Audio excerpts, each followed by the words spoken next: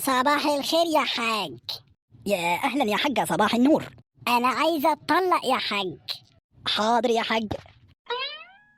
هو إيه اللي حاضر ده؟ مش تعرف أنا عايزة أتطلق ليه؟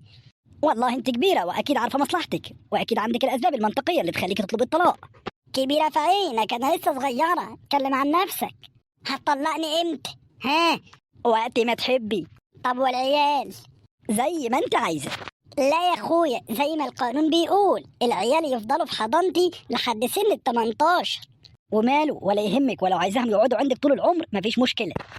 ما أنا عارفاك عايزهم يقعدوا معايا طول العمر علشان تروح تتصرمح براحتك. خلاص خليهم معايا وروح اتجوزي أنت. طب والشقة؟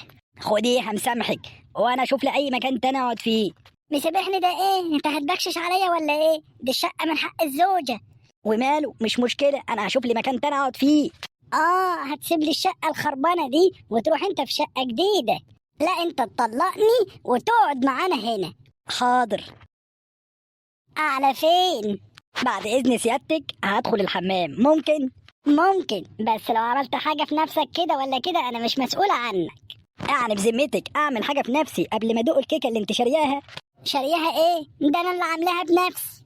ايه، عجبتك؟ ده أنا ما أكلتش كيكة بالحلاوة والطعامة دي في حياتي قبل كده أبدا.